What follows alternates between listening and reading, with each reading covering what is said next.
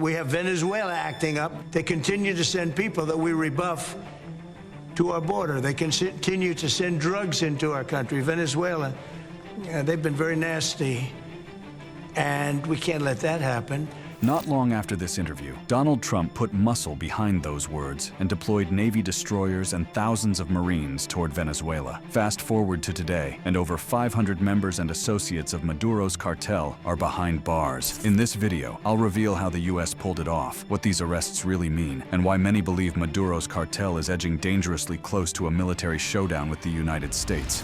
The cartel empire crumbles. The world watched in shock as headlines blazed across international media in August 2025. The United States had launched its most devastating blow yet against what officials call one of the most dangerous criminal enterprises on Earth. But this wasn't your typical drug bust. This was the systematic dismantling of what American authorities claim is a narco-terrorist organization masquerading as a government. Venezuela's alleged Cartel of the Suns under Nicolas Maduro. The operation's scope was breathtaking. While social media buzzed with claims of over 500 captured cartel members, the reality proved more complex yet equally dramatic. The United States had indeed arrested over 2,700 members and associates of Tren de Aragua, a Venezuelan gang allegedly supported by Maduro's regime, since early 2025. The people in custody are said to be Tren de Aragua leaders, members, and associates. The charges include firearms trafficking, drug trafficking, and a barbaric murder-for-hire plot in which several of the defendants agreed to kill 2 people. The crown jewel of this campaign wasn't mass arrests alone. It was the financial evisceration of the cartel's leadership and the unprecedented military pressure being applied to Venezuela itself. Attorney General Pam Bondi stood before cameras in August 2025, her words carrying the weight of years of investigation. She said, "Maduro is one of the world's leading narco-traffickers, working with cartels to flood the U.S. with fentanyl-laced cocaine." The statement wasn't hyperbole. It was the culmination of a legal and financial siege that had seized over $700 million in assets directly linked to Maduro himself. Private jets worth millions, mansions in the Dominican Republic and Florida, exotic car collections, horse farms, and jewelry, all frozen or confiscated as the fruits of what American prosecutors describe as the largest state-sponsored drug trafficking operation in the Western Hemisphere. The genesis of this criminal empire, according to U.S. intelligence, traces back to the late 1990s under Hugo Chavez's revolutionary government. The Cartel of the Suns, named after the sun insignias on Venezuelan military uniforms, allegedly began as border corruption but evolved into something far more sinister. By the time Maduro inherited power in 2013, American authorities claim he had transformed Venezuela into what they call a narco-state, where government institutions allegedly protect drug trafficking operations worth billions of dollars annually. The cartel's alleged structure reads like a blueprint for institutional corruption. High-ranking Venezuelan military officials, intelligence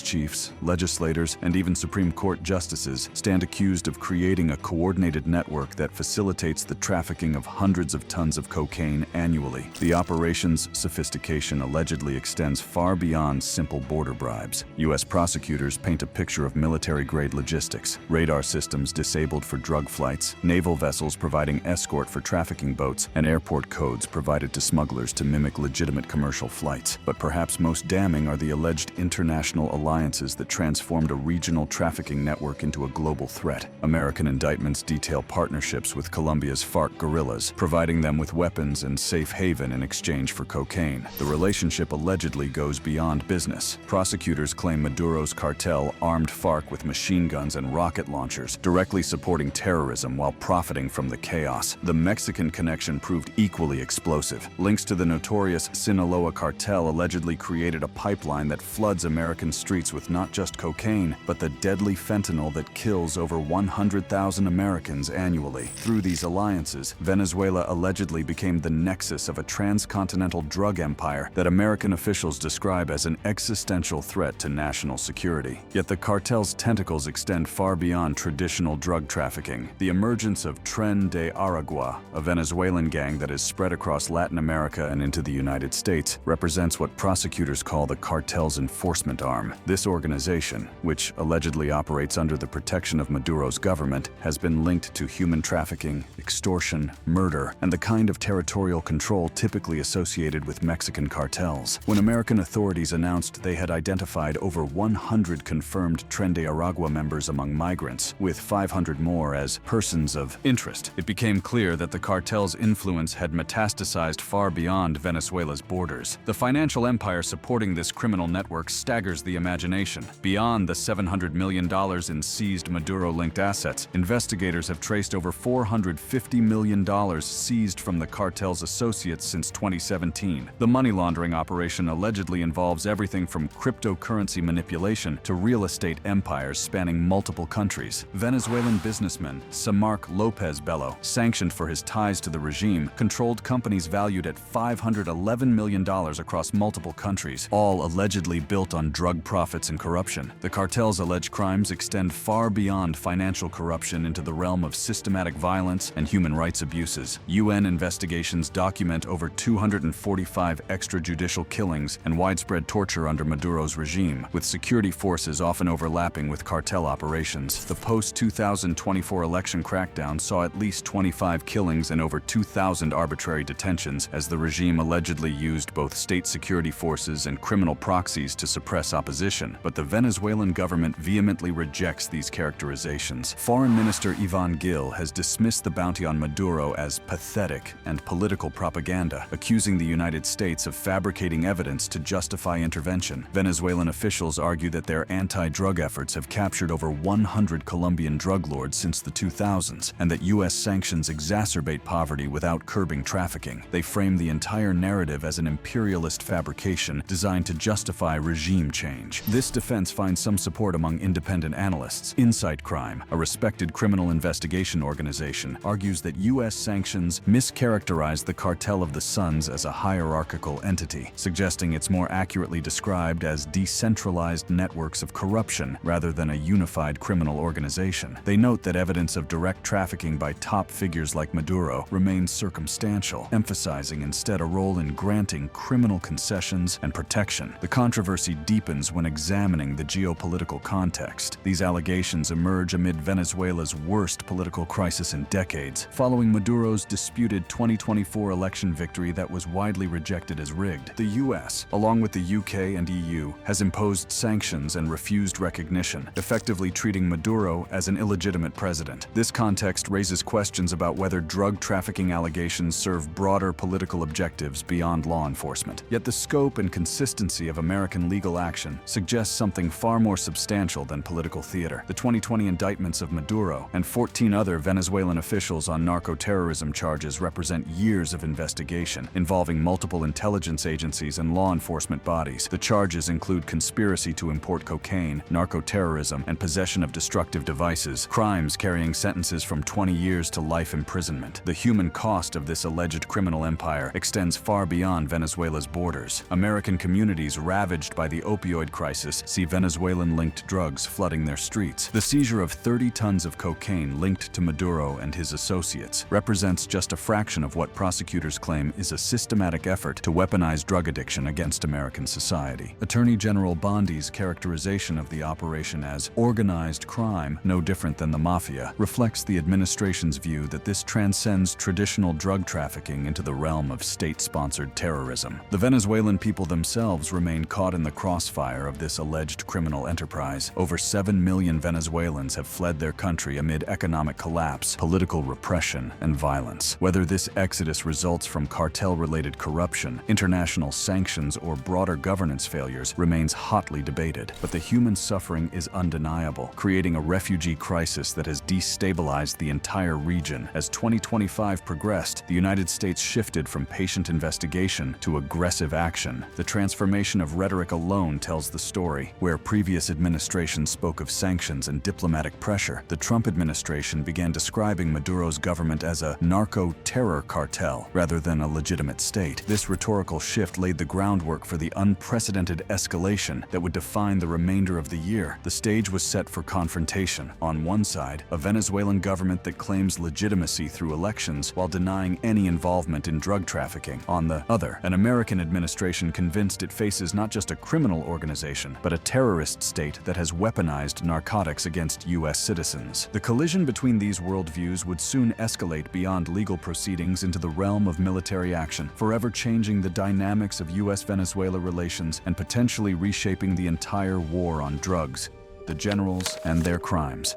Deep within the marble halls of the U.S. Department of Justice, investigators had spent years piecing together what they describe as one of the most sophisticated criminal enterprises in modern history. The faces staring back from their files weren't typical cartel kingpins. They were presidents, vice presidents, defense ministers, and Supreme Court justices. The 2020 indictments revealed a rogues gallery of Venezuelan power brokers, each allegedly playing a crucial role in what prosecutors call a state capture operation that transformed an entire nation into a criminal enterprise. At the apex of this alleged pyramid sits Nicolas Maduro Moros, the man American authorities now describe not as Venezuela's president, but as the fugitive head of a narco-terror cartel with a bounty on his head. Today, the Department of Justice and State Department are announcing a historic $50 million reward for information leading to the arrest of Nicolas Maduro. The transformation of Maduro from bus driver to president to alleged cartel leader reads like a Latin American political thriller, except the consequences are devastatingly real. Born into working-class circumstances in Caracas, Maduro's rise through Venezuela's political ranks seemed unremarkable until American investigators began connecting the dots. Prosecutors allege that since at least 1999, Maduro has led the Cartel of the Suns in corrupting Venezuela's military, intelligence, legislature, and judiciary to facilitate the trafficking of tons of cocaine into the United States. The charges paint a picture of a leader who allegedly uses cocaine as a weapon against America, flooding U.S. streets with drugs while enriching himself and his cronies. The evidence American prosecutors present reads like an indictment of institutional corruption. They claim Maduro personally negotiated multi-ton cocaine shipments with FARC leaders, provided military-grade weapons, including machine guns and rocket launchers, to terrorist organizations, and used the proceeds to fund armed militias that suppress Venezuelan opposition. UN investigations link his administration to over 245 extrajudicial killings and systematic torture, creating what human rights organizations describe as crimes against humanity. Standing alongside Maduro in the alleged criminal hierarchy is Diosdado Cabello Rondon, a figure many consider the true power behind the Venezuelan throne. This former paratrooper who participated in Chavez's 1992 coup attempt has evolved into what American authorities describe as a cartel manager with a $25 million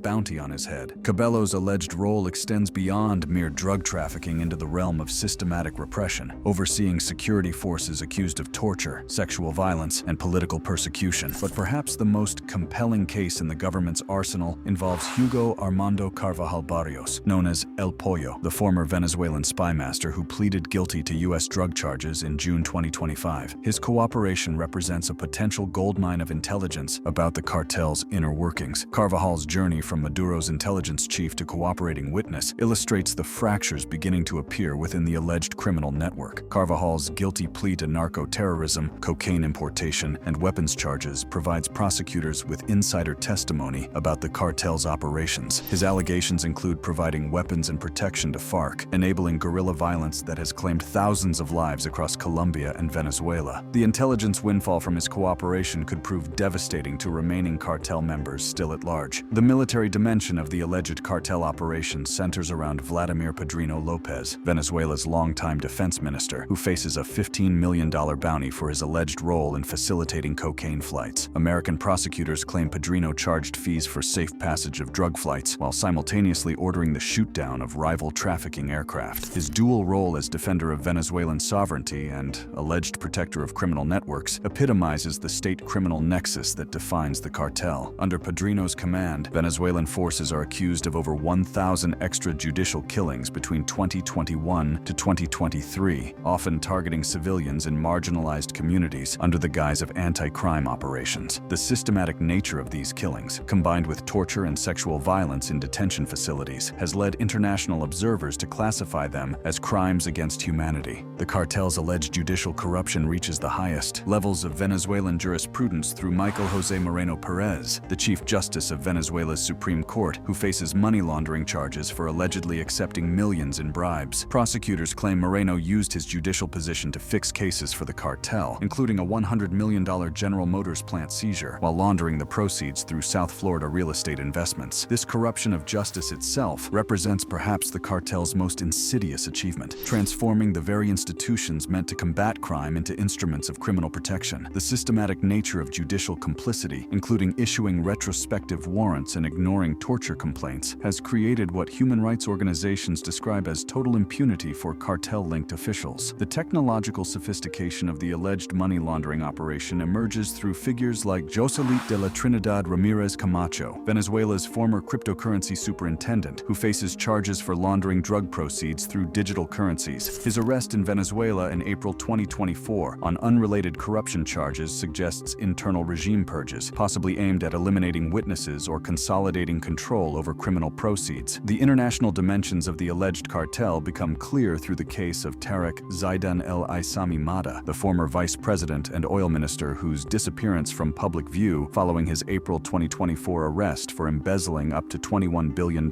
has fueled speculation about internal power struggles. American prosecutors link El Aissami to Hezbollah and drug trafficking networks, suggesting the cartel's reach extends into international terrorism financing. Perhaps no case illustrates the cartel's family connections better than the Narco Sobrinos affair involving Maduro's nephews. Efrain Antonio Campo Flores and Francisco Flores de Freitas were convicted in 2017 for conspiring to import 800 kilograms of cocaine into the United States, each receiving 18-year prison sentences. Their release in a 2022 prisoner swap highlighted the cartel's alleged family ties while demonstrating American willingness to use captured members as diplomatic leverage. The pattern of arrests and prosecutions reveals a calculated American strategy to dismantle the cartel's leadership structure. Cliver Antonio Alcala Cordones, the former Venezuelan general sentenced to over 21 years for providing material support to FARC, represents another crack in the cartel's armor. His 2020 surrender in Colombia and subsequent cooperation have provided prosecutors with additional intelligence about weapons trafficking and terrorist support. The systematic nature of the alleged crimes extends beyond drug trafficking into what prosecutors describe as narco-terrorism. The indictments detail provision of machine guns, rocket launchers, and other military equipment to FARC, enabling guerrilla attacks that have claimed thousands of civilian lives. This transformation of drug trafficking into weapons of war represents what American officials describe as an assault on regional stability itself. The cartel's alleged control over Venezuelan institutions creates what prosecutors describe as a narco-state, where criminal and governmental functions become indistinguishable. Nestor Luis Reverol Torres, Venezuela's interior minister, faces charges for allegedly tipping off traffickers to law enforcement raids, while simultaneously overseeing police forces accused of systematic human rights abuses. The violence associated with cartel operations extends far beyond trafficking disputes into systematic state terror. Post-2024 election crackdowns involved over 2,000 arbitrary detentions, with victims reporting torture including electric shocks, beatings, and sexual violence. Children were not spared. Amnesty International documented 129 minors subjected to torture, forced to record self-incriminating videos under duress. The international implications of these alleged crimes have transformed regional security dynamics. The expansion of Tren de Aragua across Latin America and into the United States represents what prosecutors describe as the cartel's enforcement arm, exporting Venezuelan criminal methods to international markets. This transnational expansion has prompted law enforcement responses across multiple countries, from Colombia to the United States. Yet the Venezuelan government continues to vehemently deny these characterizations. Officials dismiss the charges as fabricated evidence designed to justify international intervention, pointing to their cooperation in past drug seizures and anti-trafficking operations. Foreign Minister Ivan Gil has characterized American accusations as evidence of U.S. policy failures, arguing that sanctions exacerbate the very problems they claim to address. Some independent analysts support aspects of Venezuelan denials. Insight Crimes Assessment suggests the cartel may be less hierarchical than U.S. authorities claim, describing it instead as opportunistic networks of corruption that exploit state weakness rather than representing unified criminal command structure. This analysis suggests that while corruption certainly exists, the cartel label may oversimplify complex relationships between crime and governance. The human cost of this alleged criminal enterprise extends far beyond immediate victims to encompass entire Venezuelan society. Over 7 million Venezuelans Venezuelans have fled their country, creating the largest refugee crisis in the Western Hemisphere. Whether this exodus results from cartel-related corruption, international sanctions, economic mismanagement, or political repression remains debated, but the scale of human suffering is undeniable. The cartel members who remain at large continue to hold positions of power within Venezuelan government, creating what prosecutors describe as ongoing criminal enterprise. Their continued control over military, intelligence, and judicial institutions enables what human rights organizations classify as systematic crimes against humanity while protecting drug trafficking operations worth billions of dollars annually. Successful arrests have required years of international cooperation. Carvajal's extradition from Spain showed U.S. reach, while regional partnerships enabled cross-border operations. Still, most indicted officials remain untouchable, shielded by Venezuelan sovereignty and allies like Russia and China. By 2025, American pressure escalated. Bounties doubled. The cartel was labeled a terrorist organization, and military assets moved near Venezuelan waters. What began as law enforcement now edged into national security, raising the risk of direct confrontation. The stories behind these figures, Maduro's rise from bus driver to accused narco-terrorist, Carvajal's shift from loyalist to witness, reflect the tangled mix of power, corruption, and crime that defines Venezuela and America's evolving war on drugs.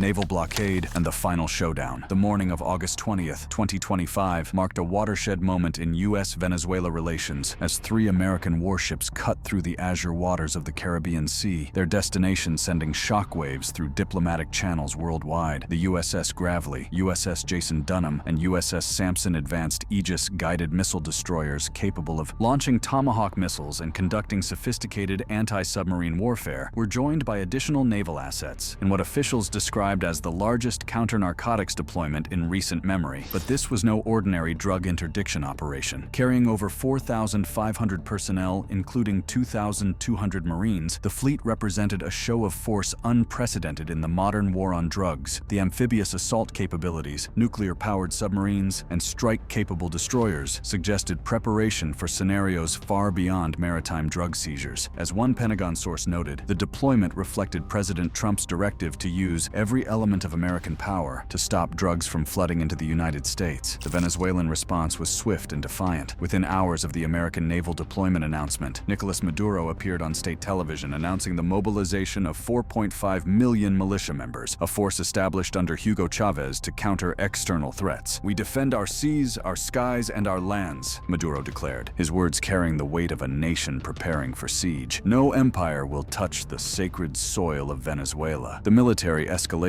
represented the culmination of a carefully orchestrated campaign that had been building throughout 2025. The Treasury Department's designation of the Cartel of the Suns as a specially designated global terrorist organization in July had already crossed a significant threshold, enabling military tools traditionally reserved for international terrorism. Treasury Secretary Scott Bessent's statement that the action would execute President Trump's pledge to put America first by cracking down on violent organizations signaled a fundamental shift in how the United States would approach Venezuelan-linked drug trafficking. The legal foundation for this escalation had been methodically constructed over years of investigation and litigation. The 2020 indictments of Maduro and 14 Venezuelan officials for narco-terrorism established the predicate for treating Venezuela not as a sovereign state, but as a criminal organization. The doubling of Maduro's bounty to $50 million in August 2025 reflected what officials described as escalating threats to American national security. White House Press Secretary Caroline Leavitt's declaration that President Trump has been very clear. He's prepared to use every element of American power to stop drugs from flooding into our country left little doubt about the administration's willingness to escalate beyond traditional law enforcement measures. The deployment represented a return to the Monroe Doctrine's assertive approach to hemispheric security, with modern implications that would have been unimaginable to 19th century policymakers. The technical capabilities of the deployed American forces painted a picture of overwhelming military superiority. The Aegis combat system aboard the destroyers provides advanced radar tracking capable of simultaneously monitoring hundreds of targets, while Tomahawk cruise missiles offer precision strike capabilities against land-based targets. The inclusion of nuclear-powered attack submarines added a stealth dimension, capable of covert surveillance and potential special operations support. More ominously, the amphibious squadron carrying 2,200 Marines suggested preparation for potential ground operations. The USS San Antonio, USS Iwo Jima, and USS Fort Lauderdale provide helicopter support, vehicle landing capabilities, and the kind of force projection typically associated with regime change operations rather than drug interdiction. Pentagon sources confirmed that U.S. Special Operations Command North had redirected about half of its 300 personnel to anti-cartel planning, preparing for potential raids by mid-September 2025. Venezuela's defensive preparations revealed the seriousness with which Maduro's government viewed the American threat. The deployment of 15,000 well-armed and trained troops to the Colombia border states of Zulia and Táchira, supplemented by boats, aircraft, and enhanced surveillance systems, suggested preparation for multi-front warfare. The temporary ban on civilian drone operations, citing fears of assassination attempts, reflected the regime's paranoia about American capabilities. The international community watched these developments with growing alarm. China condemned the military buildup as foreign interference in regional affairs, while Mexican President Claudia Sheinbaum firmly rejected any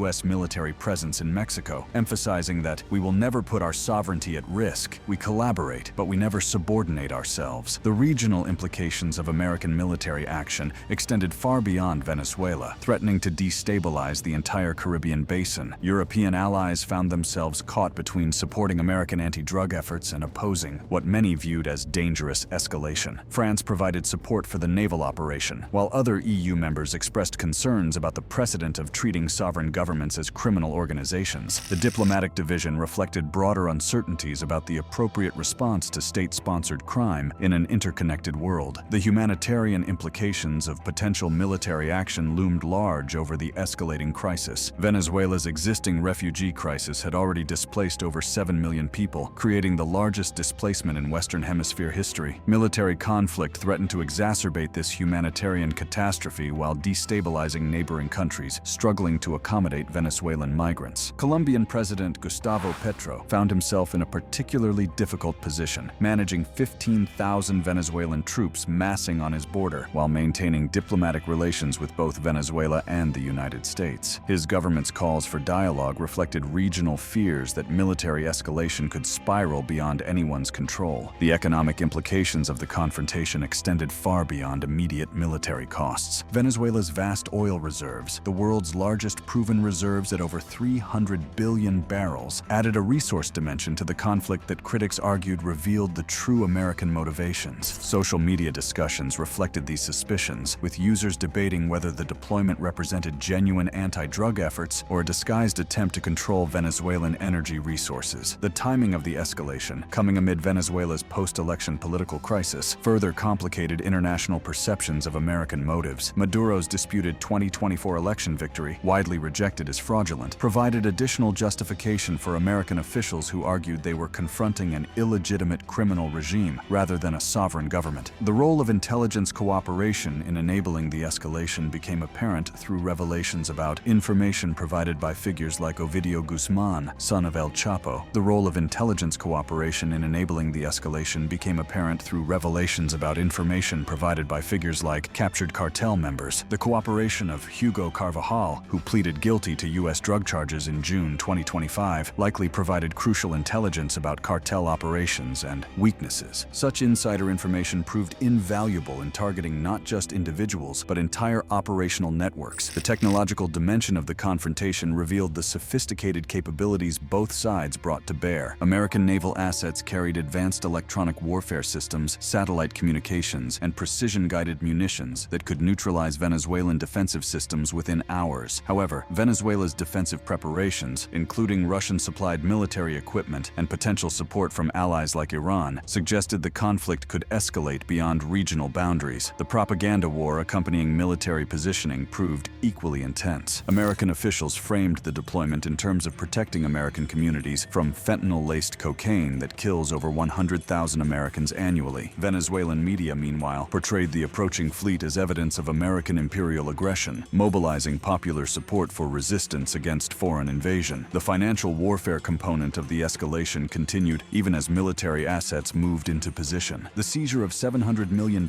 in Maduro-linked assets represented only the visible portion of a broader financial siege designed to strangle the cartel's economic lifelines. Banking sanctions, cryptocurrency tracking, and asset freezes created what Treasury officials described as an economic noose around the regime's neck. The human dimension of this escalating confrontation became clear through stories of Venezuela Venezuelan families caught between regime repression and international sanctions. Post-election violence had already claimed dozens of lives and led to thousands of arbitrary detentions, with victims reporting systematic torture and sexual violence in detention facilities. The prospect of military conflict threatened to multiply this suffering exponentially. Regional criminal organizations watched these developments with intense interest, recognizing that the destruction of the Cartel of the Suns could create power vacuums they might exploit. Groups like Colombia's ELN and various Mexican cartels had established relationships with Venezuelan networks that military action could disrupt, potentially triggering broader criminal conflicts across Latin America. Intelligence assessments suggested that Maduro's regime retained significant defensive capabilities despite years of economic sanctions. The mobilization of 4.5 million militia members, while potentially inflated for propaganda purposes, represented a substantial irregular warfare capability. Urban guerrilla tactics in Venezuelan cities could make any ground invasion extremely costly in both military and civilian terms. The psychological warfare component of the confrontation proved equally sophisticated. American officials carefully calibrated their rhetoric to maximize pressure while avoiding explicit threats of invasion that might trigger broader international opposition. Secretary of State Marco Rubio's characterization of Maduro as the head of a cartel rather than as Venezuela's president exemplified this careful messaging strategy. Venezuelan responses revealed the regime's awareness of its vulnerability. The temporary drone ban and enhanced border security measures suggested fears of assassination attempts or special operations raids designed to decapitate the leadership. Intelligence sources indicated preparations for potential government evacuation to allied countries like Russia or Iran. The role of Venezuelan civil society in this escalating confrontation remained complex and dangerous. Opposition leaders like Maria Corina Machado had gone into hiding following post-election repression, while civil society organizations faced systematic persecution. The prospect of military action created additional risks for civilians caught between competing forces. International efforts to de-escalate the crisis through diplomatic channels faced significant obstacles. Regional organizations like the Organization of American States remained divided between countries supporting American action and those opposing military intervention. The United Nations Security Council's paralysis, due to Russian and Chinese opposition to any action against Venezuela, left few multilateral options for conflict resolution. The economic implications of prolonged military confrontation extended far beyond immediate defense expenditures. Venezuela's position as a major oil producer meant that conflict could disrupt global energy markets, particularly affecting countries dependent on Venezuelan crude oil. As August 2025 drew to a close, the world watched a dangerous game of brinkmanship unfold in the Caribbean. American warships maintained their positions in international waters, conducting what officials described as counter-narcotics patrols while demonstrating strike capabilities. Venezuelan forces remained on high alert, prepared for what they characterized as an imminent invasion attempt. The ultimate resolution of this confrontation remained uncertain, as both sides appeared committed to their positions. If you enjoyed watching this video, click on one of the boxes playing on your screen to watch more similar content.